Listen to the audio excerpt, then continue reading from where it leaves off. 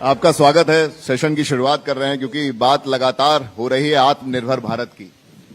क्योंकि हमने राजनेताओं से बात करी, एक सही फिगर जो बता पाता है वो एक अधिकारी होता है, एक आईएएस अफसर हो चाहे पीसीएस अफसर हो, जिसके पास जिम्मेदारी क्रियान्वयन की क्षमताएं होती हैं। राजनेता या मंत्री ऑर्डर पास करते हैं, लेकिन क्रियान्वयन करना का काम जो करते हैं वो आप लोग करते हैं। आप आईएएस हीरालाल जी हैं हमारे साथ में। मैं आपसे पहला सवाल शुरुआत करना चाहूंगा, क्योंकि हम लगातार आत्मनिर्भर भारत की बात कर रहे हैं। तो क्या मानते हैं कि उत्तर प्रदेश आत्मनिर्भर भारत में कितना योगदान और कहां तक दे रहा है?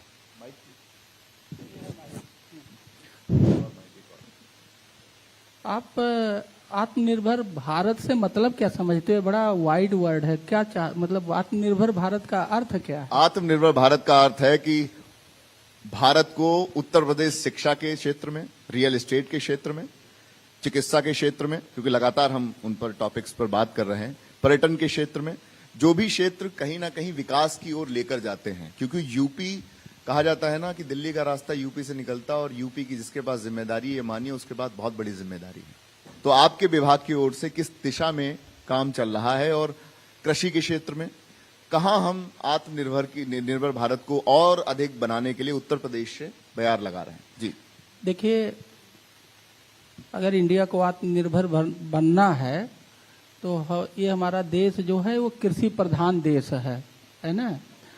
और कृषि प्रधान देश होने के नाते हमारा सब कुछ कृषि पे आधारित है। हमारा माइंडसेट भी कृषि वाला है। हम लोग बिजनेस करते हैं लेकिन बहुत सफल नहीं हो पाते। अगर आप देखिए पूरे इंडिया में तो 2-4 स्टेट, गुजरात, वही साउथ के 2-4 छोड़ के ज्यादा लोग, क्यों? उसके पीछे फंडामेंटल सोच की प्रॉब्लम है। बिकॉज हम लोग वो बिजनेस माइंडेड नहीं है, और जब तक आप बिजनेस माइंडेड नहीं होंगे तब तक आप मनी नहीं देखेंगे, और मनी नहीं देखेंगे तो फिर आत्मनिर्भर वाली बात बनेगी नहीं। तो इसीलिए एग्री बिजनेस में कन्वर्ट करने की बात चल रही है। एग्री बिजनेस में कन्वर्ट करने के लिए अभी एक नया कॉन्सेप्ट लेके आए लोग, एफपीओ का, फार्मर प्रोड्यूसर कंपनी, कि आप खुद कंपनी बनाइए, खुद कंपनी चलाइए और खुद कमाइए, किसी का इंटरफियरेंस बर्दाश्त मत करिए।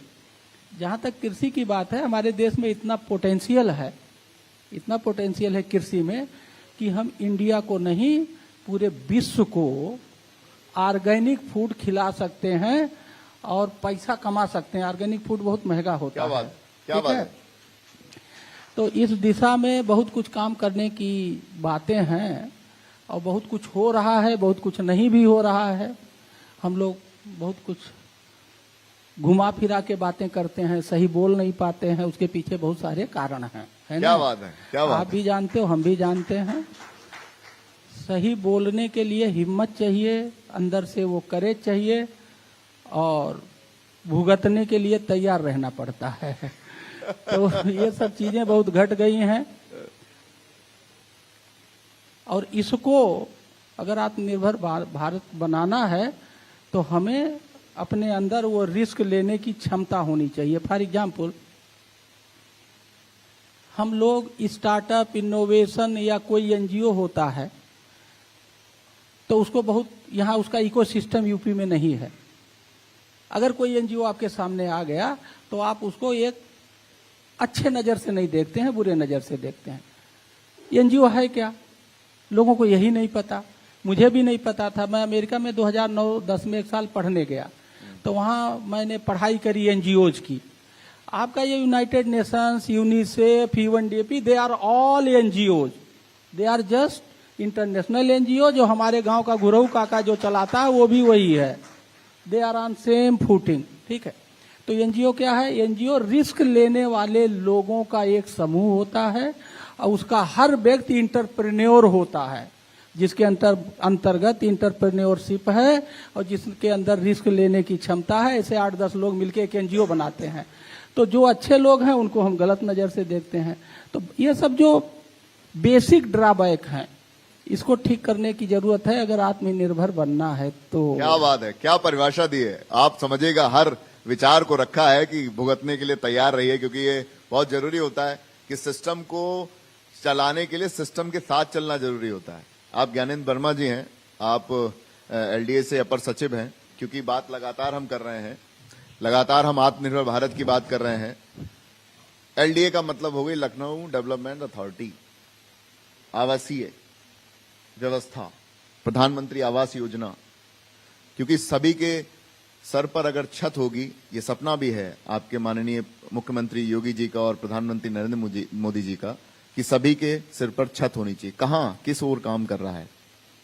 लखनऊ विकास प्राधिकरण लोगों को आवासीय सुविधाएं देने के लिए लगातार प्रयासरत है और माननीय मुख्यमंत्री जी और माननीय प्रधानमंत्री जी की जो लक्ष्य है कि ज़्यादातर जो गरीब लोग हैं उनको आवासीय सुविधाएं दी जाएं, और ये जो प्रधानमंत्री आवास योजना चल रही है उसके तहत प्राधिकरण ने अब तक प्राधिकरण ने लगभग 9,000 से अधिक मकान बनाए हैं और उसमें से प्राधिकरण ने 5,000 लोगों को उन मकानों में आवासित भी कर दिया है, लोग रह रहे हैं। शेष जो मकान है उस पर हम लोग आवंटन की कार्रवाई लोगों को कर रहे हैं। इसके अलावा प्राधिकरण, लखनऊ विकास प्राधिकरण देवपुर पारा में लगभग 1,000 से अधिक ईडब्ल्यूएस भवनों का निर्माण पूर्ण करा चुका है। शीघ्र उन भवनों के आवंटन के लिए प्राधिकरण पंजीकरण खोलेगा और 1,000 से अधिक लोगों को मकान, गरीबों को मकान मिल सकेंगे। इसके साथ ही साथ अभी हम लोगों ने 1,000 मकान और बनाने के लिए टेंडर किए हैं और इन मकानों को बनाने का भी निर्माण कार्य शीघ्र शुरू होगा और लगभग 1 से 1.5 साल के वर्षों के अंतर में हम लोग ये मकान बना लेंगे और लोगों को मकान अलॉट करेंगे। क्या बात है। हीरालाल जी, आपके पास कृषि सिंचाई योजना का भी भार है प्रधानमंत्री जी का, क्योंकि आपने पहली बात कही कि यहाँ का मूल जो है वो कृषि है। सिंचाई व्यवस्था एक बहुत अभूतपूर्व अंग है किसी भी एक एग्रीकल्चर लैंड के लिए। अगर मैं नंबर्स की बात करूं तो क्या पिछले दिनों में अब में कितना परिवर्तन आया है और उसको लेकर नई योजनाएं क्या हैं? नदियों से नहरों का निकाला जाना, नदियों को जोड़ना, क्योंकि बहुत सारी नदियां सूख भी जाती हैं, उनको सही तरीके से चलती रहें तो इसलिए उनको जोड़ना करना। तो किस दिशा में काम हो रहा है इस क्षेत्र में? खाद और पानी, यही रीढ़ है खेती की, ठीक है। तो ये खाद है, एक पानी। तो खाद को तो हमने केमिकल खाद इतना डाल दिया कि जो मदर अर्थ है वो कराह गई है, वो उसमें पैदा करने की क्षमता नहीं रही। तो इस दिशा में ऑर्गेनिक खेती, जो पुराने जमाने में, किसान का बेटा हूं, मैंने अपने बचपने में ये सब गांव में देखा है कि वो गोबर की खाद, घूरा गांव के बाहर डाल देते थे, सड़ता था, उसी से खेती होती थी। तो we will have to go to the organic farming to save mother earth from the destruction of the chemical fertilisers. एक तो ये करना। रही बात पानी की, तो पानी में हम लोग ये सोचते हैं, हम लोग क्या करते हैं, पानी में जा रहा है, ट्यूबवेल है या नहर है, जो भी व्यवस्थाएं हैं, खोल दिया, वो फ्लड कर रहा है, वो भर जाता है। That is called flood irrigation. तो जो फ्लड इरिगेशन है, जो हमारी पुरानी परंपरा है, उससे हमें ये आइडिया है कि उससे उपज ज्यादा होती है और ये अच्छी प्रथा है। वो अच्छी प्रथा नहीं है, वो पानी की बर्बादी है।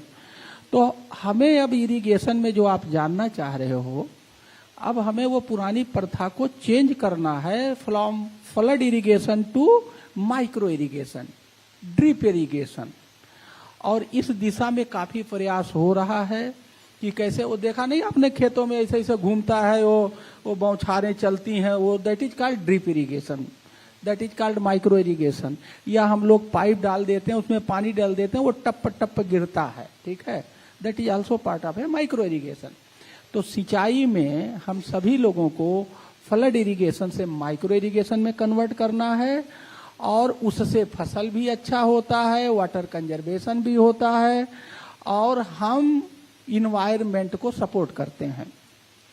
और एक जो सबसे बड़ी बात है, मैं अक्सर इस तरह की बैठकों में जाता हूं तो मैं सबसे पूछता हूं, बताओ हमारी कितनी अम्मा है? आप ही लोग बताइए हमारी कितनी अम्मा है? एक। देखो पीला वाले कह रहे हैं एक।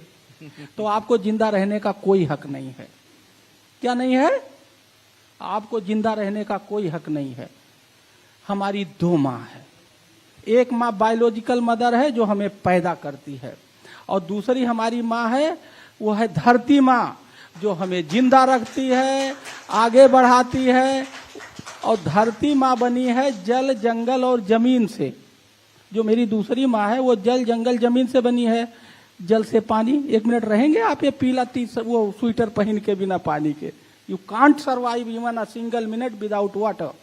Likewise you can't survive even a single minute without inhaling oxygen.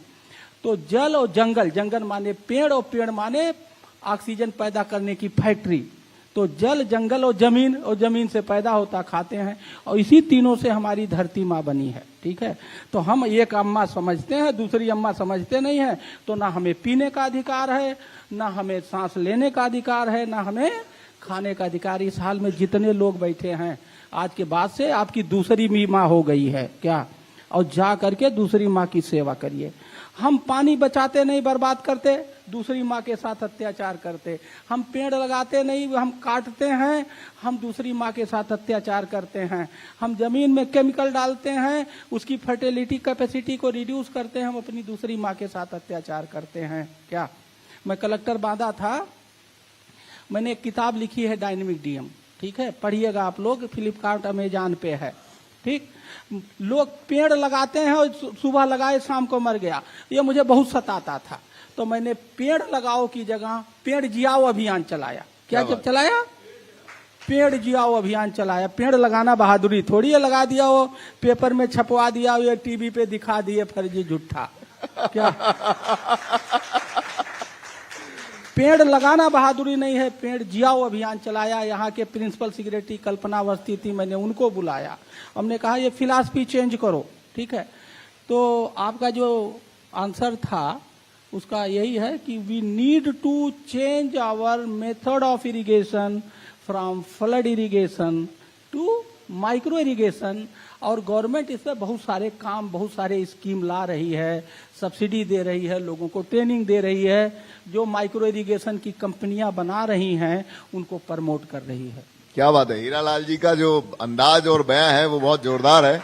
मुझे ये लगता है कि आने वाले समय में आप अच्छे राजनेता भी हो सकते हैं, यदि आपका उसमें इंटरेस्ट है तो। हाँ, ये मेरे को हर आदमी कहता है, छोटा बड़ा, कि मैं नेता। कोई जरूरी है कि आप अच्छी बात करो, नेता तभी बन सकते? बोलने का अंदाज, मैंने कहा लहजा जो बोलने का है, जैसे अगर कोई व्यक्ति। महात्मा गांधी जी कौन नेता बने थे? वो ऐसे बोलते थे जैसे मैं बोल रहा हूँ।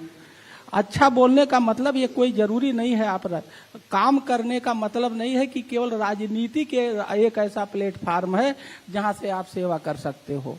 सेवा करने के लिए राजनीति एक माध्यम है, अच्छा माध्यम है, मैं इसे इनकार नहीं कर सकता, लेकिन मेरा इसमें कोई रुचि नहीं है, क्योंकि मैं डिफरेंट पोस्टों पे एसडीएम रहा, एडीएम रहा, सीडीओ रहा, इधर उधर घूमा खाया अधिकारी और कर्मचारी बन के। तो मैं जानता हूँ क्या नेता को कौन पैदा करता है। मेरा ये मानना है कि नेता को हम ही लोग बनाते हैं, हम ही उनका वोटर लिस्ट बनाते हैं, हम ही उनको चुनाव लड़ाते हैं, हम ही उनको सर्टिफिकेट देते हैं। चुनाव की जो प्रक्रिया वही मैं एक्सप्लेन कर रहा हूँ। फिर जब नेताजी किसी पोस्ट पे या कुछ भी हो जाते हैं तो काम कराना होगा तो एसडीएम साहब को फोन लगाओ, एडीएम साहब को फोन लगाओ, फिर हम लोग नेताजी को सपोर्ट करते हैं। फिर नेताजी कोई कानून बना दिए तो हम उसको लागू करते हैं। तो हमारा और नेताजी का चोली दामन का साथ है क्या? हम एक सिक्के के दो पहलू हैं, एडमिनिस्ट्रेशन एंड पॉलिटिक्स। तो इट डज नॉट मीन कि राजनीति का अलग रोल है और ब्यूरोक्रेसी का अलग रोल है, और दोनों इंपॉर्टेंट रोल है, और दोनों सिक्के के दो पहलू। अगर एक पहलू गड़बड़ हुआ तो सिक्का खोटा नहीं चलेगा। क्या बात, मैंने शुरुआत जब कही थी मैंने यही कहा था, मैंने ये कहा था कि क्रियान्वयन का काम आपका होता है, क्योंकि आप पोस्ट पर होते हैं। मंत्री और नेताओं का काम होता है कि उनको आपने अप्रूव कर दिया, उसके बाद क्रियान्वयन आपकी तरफ से होता है। मैं समझना चाहूंगा उत्तर प्रदेश को, जब भी अन्य प्रदेशों में बात की जाती है, तो जैसे राजस्थान में ही बैठा हूं, मेरा एक चैनल भी है वहां पर, फर्स्ट इंडिया न्यूज के नाम से, तो वहां जब भी बात आती है, यार तुम्हारा तो बढ़िया है, I am from UP, Shahjahanpur से बिलोंग करता हूं, तुम्हारा तो बढ़िया, पानी की कमी नहीं है। लेकिन असल सच्चाई क्या है, असल तस्वीर क्या है उत्तर प्रदेश की? कि मुझे ऐसा लगता है कि बहुत से इलाके ऐसे हैं जहां पर पानी की सही में किल्लत है। तो उस दिशा में, और वो कौन से इलाके, क्योंकि आप बेहतर समझा पाएंगे, लोगों को ये भ्रम दूर करना बहुत जरूरी है कि नहीं हमारे पास पानी की बहुत कमी है। जो आपने बात कही कि ओवरफ्लो हो रहा है, चलने दीजिए, कोई फर्क नहीं पड़ा। हार्वेस्टिंग का कोई सिस्टम नहीं है। लोग यहाँ के जो तराई इलाके के लोग हैं जिनकी बात की, जिनके यहाँ पास से नदियां जाती हैं, वहां पर पानी ओवरफ्लो चल रहा है, चलने दीजिए, बर्बादी हो रही होने दीजिए, क्योंकि हमारे पास बहुत है। तो कहीं ना कहीं पानी का स्तर तो घटा है ना उस दिशा में। और कौन से ऐसे प्रदेश में हमारे जिले हैं जहां पानी की सही में किल्लत है? पानी की किल्लत हर गली में, हर मोहल्ला में, हर घर में, हर देश में, हर प्रदेश में है। मैं बचपने में था तो बचपने में बच्चा तो नटखट होता है, मैं भी नटखट था। जब मैं इस एज में इतना नटखट हूँ तो बचपने में तो नटखट रहा हूँगा। तो क्या होता था, हम लोग क्या करते थे, गए और वो होता था पहले, कुआं बहुत होता था, तो कुएं के वो धरन बोलते थे, जो ऐसे दोनों तरफ पैर लटका करके ऐसे छप छप छप छप पानी में खेलते थे। आज है कहीं पानी जो छप छप छप छप खेल दे? लोग नदी और ये पानी का तालाब नहीं दिख रहा। अब हम कहाँ आ गए? वो बोतल वाला, बोतल क्या ये रखे हैं, जहर पी रहे हैं ये क्या? ये देखिए जो रखे हैं, ये जरा एक पानी पीने को तो दे दो यार, वहां दूर रखे हो। पानी भिजवाना, तो पानी भिजवाइए। मैं पीना नहीं चाहता हूं, मैं उससे कुछ बताना फिर चाहता हूं। Anyway, please. तो ये जो पानी की किल्लत है, अगर ये शाहजहांपुर वाला कह रहा है कि वहां किल्लत है, उससे पूछो कि उसने बचपने में जो पानी का वाटर टेबल देखा था, 10 फीट पे बोरिंग होती थी, आज 70 फीट पे बोरिंग हो रही है। वो कैसे कह रहा पानी किल्लत नहीं है? वो जो ये कह रहा आपको समझ रहा, पढ़े लिखे नहीं है, उसको समझाओ। आपको अनपढ़ समझ के बात कर रहा है। Water crisis in every home with every person everywhere, और ये ग्लोबल इशू है। क्या वाटर क्राइसिस? आने वाले कुछ ही दिनों में, मेरा अपना व्यक्तिगत मानना है, जितना मैं पढ़ता हूं, इस विषय पे काम करता हूं, कि we are going to face 3 acute problem in near future. That is water crisis, air crisis and food crisis. क्या बात? अब कहा एयर क्राइसिस, अभी वहां बंद नहीं किया स्कूल, कहाँ? दिल्ली में। आप चले जाइए बंगलौर में, कहते हैं वो बिल्कन से लिए पनिए नहीं है, क्या बिल्के सिली उली बनाएंगे आप? बेली, सिलिकन बेली क्या बनाएंगे वहां? आधे उसमें पानी नहीं है। ठीक, अभी स्कूल नहीं बंद किया आपने, कहाँ? दिल्ली में। कहाँ बंद किया भैया? तो ये जो air crisis, water crisis and food में तो आप कुछ भी खा रहे हो वो प्योर है। जो दूध पीते हो आप प्योर है, जो आप सब्जी खाते हो हरा हरा, उसमें बताते हैं कुछ ना कुछ। हाँ, मैं नहीं कह रहा हूं, आप कह रहे हो इंजेक्शन लग रहा है। नहीं तो कह दो आप कह रहे हो, मैं नहीं कह रहा हूं, आप कह रहे हो। तो ये जो वाटर क्राइसिस है, जो ये एयर क्राइसिस है, और ये जो फूड क्राइसिस है, फिर वही जल जंगल जमीन, और फिर वो धरती माँ आ गई। हमारे देश का आदमी दूसरी माँ को समझता ही नहीं है, उसकी सेवा नहीं करता, उसके साथ अत्याचार करता है। इसलिए वो हमारी जो दूसरी माँ है, जो हमें जिंदा रखती है, जो हमें सस्टेन करती है, जो हमें आगे बढ़ाती है, वो बहुत दुखी है। अगर माँ दुखी होगी तो हम खुश नहीं रह सकते। तो in nutshell the answer to your question, water crisis is not only in Shahjahanpur, in each and every गली। यहाँ लखनऊ के बारे में मुझे कुछ इंजीनियरों ने बताया, यहाँ का water table 74 centimetre yearly down जा रहा। पहले हम लोग गांव में थे तो गर्मी में, हम तो भाई किसान के बेटे हैं तो हमें सब याद है, हम भूलना भी नहीं चाहते। स्टिल वो चीजें, मेरे पिताजी गन्ना बेच के मुझे पढ़ाए हैं, तो मुझे वो सब दर्द कैसे पर्ची भुगतान होता है, एवरीथिंग इन माई मेमोरी। ठीक है।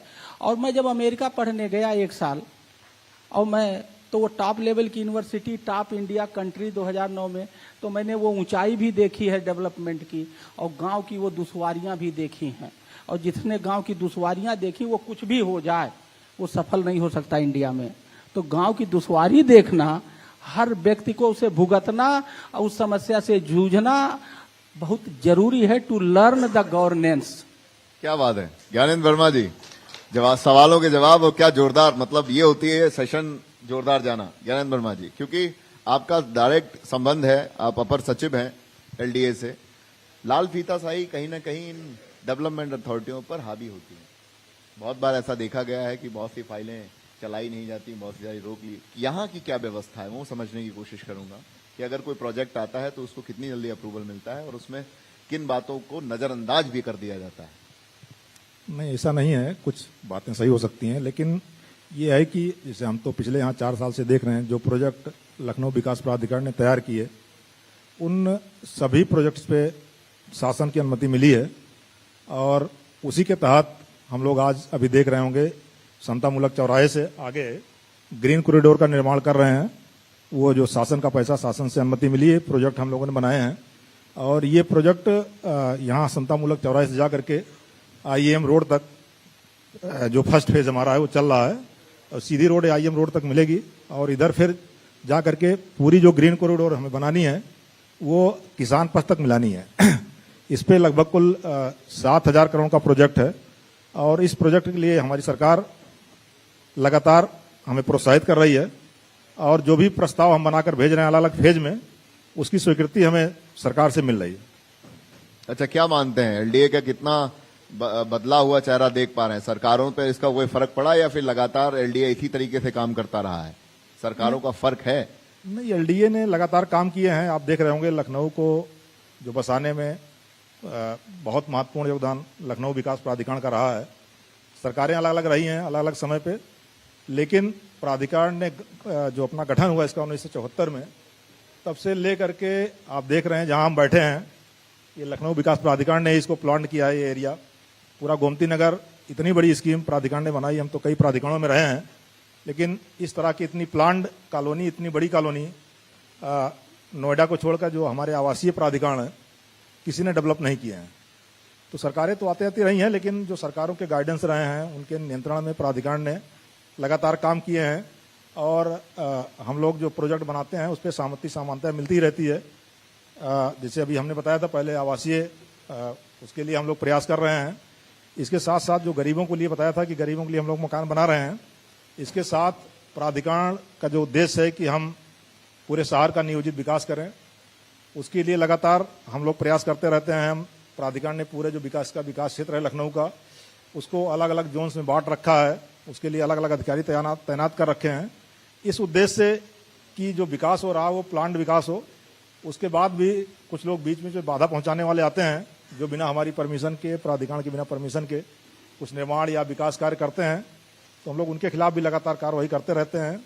इसके साथ प्राधिकरण ये भी प्रयास कर रहा है कि नई योजनाएं लाए, जिससे प्राधिकरण जो यहाँ लोग लखनऊ शहर में अधिक से अधिक लोग रहना चाहते हैं, उनको आवासीय समस्या का समाधान हो, उन्हें प्राइवेट बिल्डर के पास न जाना पड़े। उसके क्रम में प्राधिकरण अभी जल्दी ही अगले महीने मार्च में ही मोहार रोड आवास योजना लाने जा रहा है। वहाँ विकास कार्य काफ़ी तेजी से चल रहे हैं और लगभग 2,500 भूखंडों का पंजीकरण अभी जल्दी ही लोगों के बीच में खुलने वाला है और लोगों को आवासीय समस्या उससे काफ़ी कुछ हम हल करने का प्रयास करेंगे। इसके साथ ही साथ लखनऊ विकास प्राधिकरण सुल्तानपुर रोड पे वेलनेस सिटी और IT सिटी 2 योजनाएं ला रहा है। ये लगभग 3,000 एकड़ की हैं। यहाँ भी काफ़ी लोगों को आवासीय समस्याएं का समाधान हो सकेगा। क्या बात है हीरालाल जी, अभी आपने थोड़ी देर पहले एक किताब का जिक्र किया और आपने कुछ निकाला है झोले से, तो वो किताब के बारे में थोड़ा सा बताइए और क्या सफर था वो, और क्या, क्योंकि लोगों को जिज्ञासा होती है कि आप अपने पर्सनल एक्सपीरियंस से बहुत लोगों को इंस्पायर कर सकते हैं, क्योंकि आप महत्वपूर्ण पदों में रहें। तो क्या है वो किताब और क्या इंस्पायर कैसे करती है वो युवाओं को?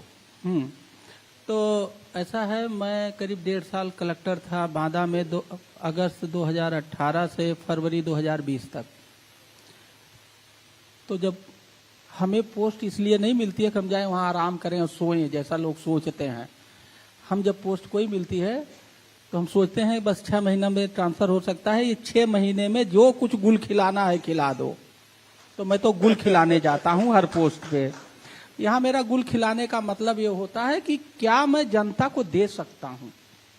एक कलेक्टर के बारे में इस देश में 3 बड़ी इंपॉर्टेंट पोस्ट है, PM at country level, CM at state level and DM at district level.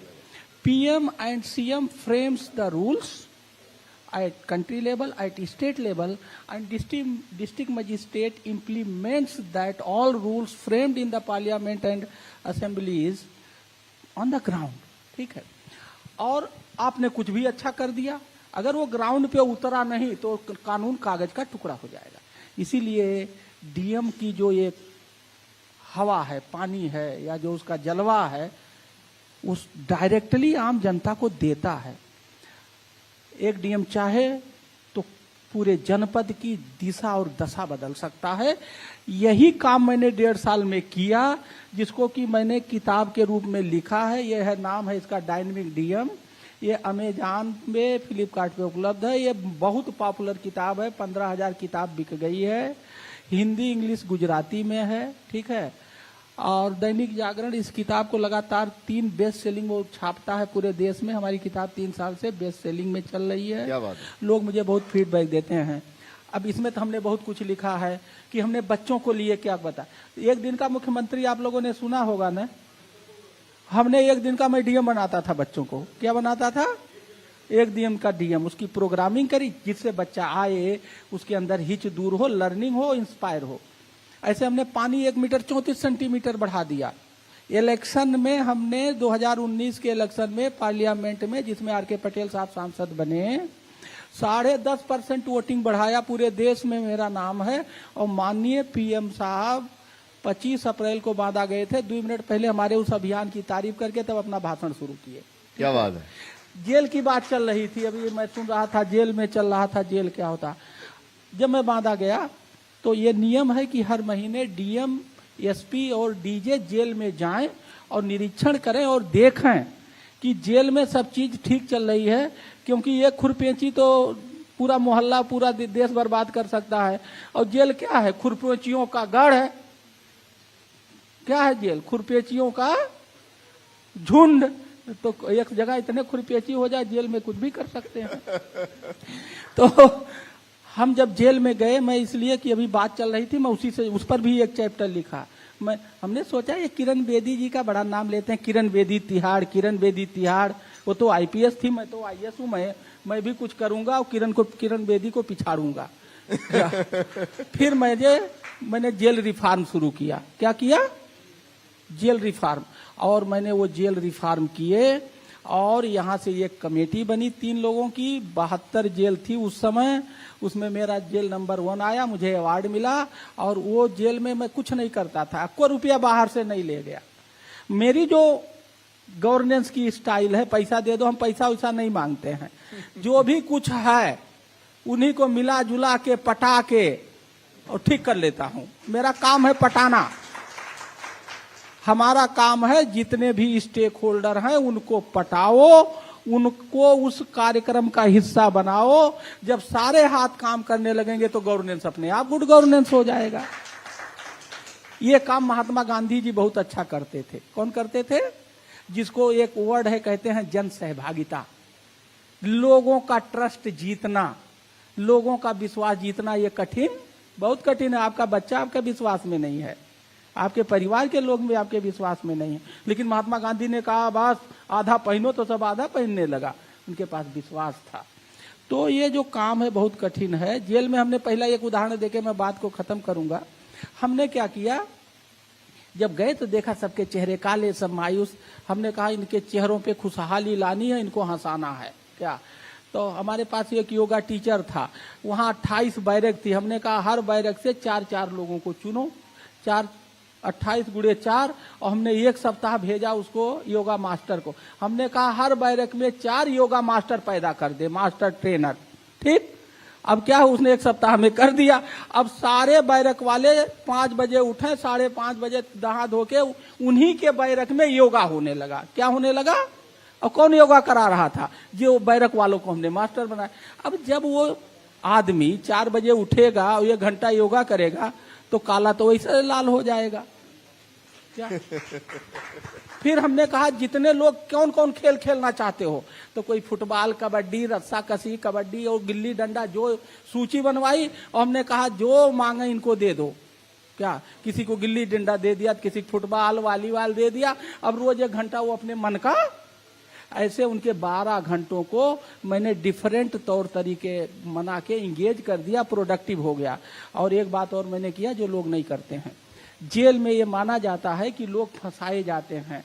ऐसे बहुत रिसर्च पेपर हैं कि बहुत बेगुनाह भी जेल चले जाते हैं। तो उनके लिए मैंने प्रोग्राम ये चलाया। मैंने अब डीजे से बात किया, हमने सभी लोग सहमत थे, एसपी सबको पटाया, मैं कलेक्टर था ही।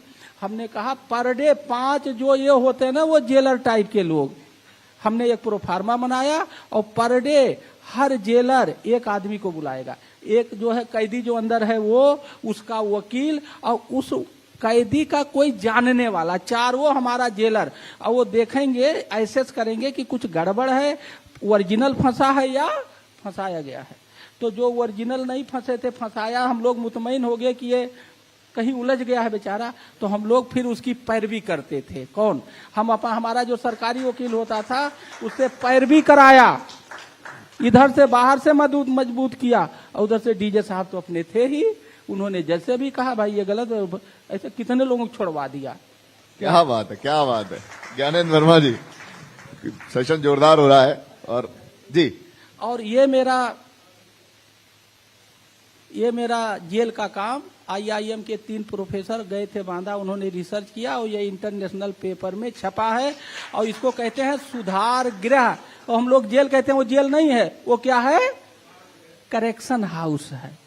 इसी तरह से पानी पे जब हमने 1 मीटर 34 सेंटीमीटर बढ़ाया, अभी इसी 29 जनवरी को मेरे उस पानी के मॉडल को इंटरनेशनल पेपर में छपा। इंटरनेशनल पेपर में आईआईएम के 2 प्रोफेसर, एक पोलैंड का प्रोफेसर, एक अमेरिका के, 4 लोगों ने मेरे उस पानी के मॉडल को छापा, और वो इतना अच्छा काम है। बहुत बढ़िया, क्या बात है। ये शैली जो है ना, मैंने कहा ना कि राजनीति का मैंने क्यों जिक्र किया, ये जो शैली है ना, ये बहुत जोरदार है, कनेक्ट करती है डायरेक्ट लोगों को। ज्ञान जी, मैं आपसे पूछ रहा था, क्योंकि आप एलडीए से हैं, बेसिकली होता क्या है कि अगर मैं आपसे पूछूं, ये अंतिम सवाल है मेरा, मैं अगर आपसे पूछूं कि आने वाले 5 सालों में एलडीए कहां दिखाई देगा और क्या योजनाएं नई ला रहा है लोगों के लिए, आम जनता के लिए, वो आप बताइए। जैसे मैंने अभी बताया आप लोगों को कि हम लोग जो शहर है उसको प्लान डेवलपमेंट करने के लिए मास्टर प्लान नया लाए हैं, और मैं बताना चाहूँगा कि अगले कुछ महीनों में जो लखनऊ विकास प्राधिकरण का क्षेत्र होगा वो पूरा जिला होगा। पूरे जिले में सभी जितनी तहसीलें हैं सब, वहाँ हर जगह प्लान डेवलपमेंट लागू होगा, और प्राधिकरण के जो नियम हैं, जो बाइलॉज हैं, उसके अनुसार ही वहाँ निर्माण हो सकेंगे। हम लोग, जैसे अभी आपको मैंने बताया था पहले ही, कि अगले 5 सालों के लिए जो योजनाएं ला रहे हैं, उसमें जो हमारी मोहार रोड योजना है वो अभी अगले महीने ही लॉन्च होगी। इसके साथ जो आईटी सिटी है, वेलनेस सिटी, ये अगली 5 सालों के लिए हमारी योजना है कि हम इन योजनाओं में अगले 5 सालों में लोगों को अधिक से अधिक प्लॉट, मकान और व्यावसायिक या स्कूल, इन सब के लिए भूखंड लोगों को दे पाएं। क्या बात है। हीरालाल जी, अंतिम सवाल पर खत्म करूंगा आपके साथ, क्योंकि आपने बहुत अच्छी तरीके से जमीन के पानी की बात करी, आपने माँ 2 बताई, जो बहुत अच्छा था, एक अच्छा एग्जाम्पल था। आगे हम, हो सकता है मैं किसी मंच के माध्यम से ये कहूं या किसी से सवाल करूं, ग्रीन एनर्जी की बात अगर की जाए, क्योंकि आपका थॉट प्रोसेस एक अलग किस्म का तरीके से आप सोचते हैं। ग्रीन एनर्जी को लेकर, ग्रीन इलेक्शन, हाँ, लगातार कोशिशें होती रही हैं, लेकिन आपने एक नया सिस्टम दिया। ग्रीन एनर्जी तो ठीक है, वो बहुत सारे लोग ग्रीन एनर्जी पर बात करें, बहुत सारी कंपनियां हैं, लेकिन ग्रीन इलेक्शन क्या है? ये ग्रीन इलेक्शन का कॉन्सेप्ट क्या है, जो आप बताइए। देखिए, ऐसा है, क्लाइमेट चेंज हो रहा है, और क्लाइमेट का मतलब होता है, उसकी तो अंग्रेजी है क्लाइमेट, उसकी हिंदी है जलवायु। तो जलवायु की अंग्रेजी है क्लाइमेट, तो जल और वायु फिर वहीं पहुंच गए धरती माता 66%, फिर जल और वायु, धरती माता 66%। तो ये जो जलवायु परिवर्तन हो रहा है, अगर हम तो हर जगह जाते हैं तो पूछते हैं जलवायु क्या है, तो किसी को नहीं पता जलवायु क्या है। तो जलवायु क्या है ये समझने की जरूरत है, और उसको देहाती भाषा में हम ये कह रहे हैं कि जल में परिवर्तन हो रहा है, वायु में परिवर्तन हो रहा है, इसलिए जलवायु परिवर्तन हो रहा है, मैं समझाने के लिए। तो क्या परिवर्तन हो रहा है? जल नीचे जा रहा है, हमसे नाराज है, दूर जा रहा है, ये परिवर्तन हो रहा है। और वायु में ऑक्सीजन घट रहा है, हम पेड़ काट रहे हैं, ये परिवर्तन हो रहा है। Just to make you understand, this is not as per our definitions. तो हम कोई एक्शन एक्टिविटी करते हैं, सुबह उठते हैं, नहाते हैं, कुछ भी करते हैं, वो जलवायु परिवर्तन को सपोर्ट करता है। और जलवायु परिवर्तन हमारे जिंदगी में बर्बादी लेके आ रहा है। क्या लेके आ रहा है? बर्बादी। ठंडी हुई नहीं, हम तो कोट वोट अपना टाई वही निकाल ही नहीं पाए, क्या रजाई जरूरत नहीं, पहले कड़कड़ कड़कड़ 15 दिन नहीं होता था। तो ये जो जलवायु, रामशरण वर्मा है वो कक्षा 8 फेल पद्मश्री, यही वो कहे जितने ठंडी उतने ज्यादा उपज, अदरवाइज आपकी फसल हरी हरी दिखेगी और ठंडी नहीं होगा तो दाने नहीं बनेंगे, because this it is the reduction in the production because of the climatic change. Climate change जिंदगी के बीमारी बढ़ा, मतलब हमें बर्बाद करने पे वो तुला हुआ है। अब इस जलवायु परिवर्तन को रोकना हर और एक्शन एक्टिविटी में होता। आप सुबह नहाते हो, आपको नहाना चाहिए, 1 बाल्टी में आप नहा रहे हो, 10 बाल्टी में तो आप जलवायु परिवर्तन का साथ दे रहे हो, समझ गए, जल को खराब कर रहे हो। आपको पेड़ लगाना चाहिए, आप पेड़ काट रहे हो जलवायु पर। तो जब हर एक्शन और एक्टिविटी दतवन कर रहे हो, 1 मग्गा से होना चाहिए 4 मग्गा, तो मैं ये बात इतनी देर समझाने की कोशिश कर रहा हूं कि हमारा हर action activity is supporting our enemy. हम अपने हर काम की गतिविधि से अपने दुश्मन की मदद कर रहे हैं, उस दुश्मन का नाम है जलवायु परिवर्तन। इसको मैं गया चुनाव कराने ऑब्जर्वर होके, कहा 6 आनंदपुर साहब, जहां वो गुरुद्वारा है पंजाब में, तो गाड़ी दौड़ाते हैं और बैठक करते हैं, ये सब करते हैं, तो वो जलवायु परिवर्तन वो भी सपोर्ट करता है। तो हमने कहा हम ग्रीन इलेक्शन कराएंगे। क्या कराएंगे? तो हमने कहा प्लास्टिक कम करो, ना बायोडिग्रेडेबल यूज करो, पौधा लगाओ, और इसकी पूरी इलेक्शन कमीशन की गाइडलाइन है। ये मैंने कोई नया नहीं किया, गाइडलाइन है, किसी ने इम्प्लीमेंट नहीं किया था, 3 पेज की गाइडलाइन मैंने इम्प्लीमेंट कर दिया। वहां पा लिया, जैसे अपने यहाँ 5 MLA पे बनता है, वहां 9 MLA सीट पर 1 पार्लियामेंट थी, 4 जिलों में थी। 4 जिलों के डीएम को पटाया, सारे कर्मचारी, पत्रकार सबको पटाया, और महात्मा गांधी जी कितना एक आंदोलन खड़ा कर दिया। क्या? ग्रीन इलेक्शन, पौधा लगाएंगे, प्लास्टिक नहीं यूज करेंगे और ग्रीन यूज करेंगे, मतलब दैट इज। और वो ग्रीन इलेक्शन मेरा इतना फेमस हुआ ऑल ओवर इंडिया, सारे न्यूज कवरेज हुए। दूसरी बात, फिर मुझे ऑब्जर्वर बना दिया गया महाराष्ट्र में, वो तो देहात था, रोपण देहात था। तो मैं अणुशक्ति नगर और चेंबूर का ऑब्जर्वर बना बंबई में। अणुशक्ति नगर मतलब वो भाभा एटॉमिक रिसर्च सेंटर वाला एरिया, वो मेरे ही पास था। वहां मैंने जाकर के यही प्रयोग फिर किया। तो मैंने ये देहात में किया और शहर में किया। मतलब ये है कि जो ग्रीन गैस पैदा करता है उसको यूज को कम करो, और अगर गैस पैदा ही हो गया ग्रीन गैस, तो उसको मारने के लिए हमारे पास कोई दवाई नहीं है, एक ही दवाई है, वो है पेड़। क्या है? पेड़। पेड़ लगाइए, CO2 लेगा, ऑक्सीजन देगा, मार दिया। तो इसका प्रयोग मैंने किया और काफी एक अच्छा मॉडल हमने पूरे देश में नहीं, एक ग्लोबल मॉडल बना के दिया है, जिसको कि ग्रीन इलेक्शन, उसी को मैंने वो डॉक्यूमेंट किया है। ये ठीक है, ये पूरा ये उसी को कैसे किया, क्या किया, कैसे किया, इस पर IIM रायपुर एक केस स्टडी बना के पूरे देश को पढ़ाने के लिए दे रहा है। क्या बात है, क्या बात है। हीरालाल जी, बहुत बहुत धन्यवाद आपका, आप दोनों का। आपने बहुत अच्छी बातें कही, बहुत अच्छी बातें बताई जो सीखने योग्य थे, और मैं चाहूंगा कि आप मंच पर बाहर रहें, मतलब बैठें सामने, क्योंकि हम बाद में भी इस पर बहुत सारी चर्चाएं करेंगे। Thank you very much.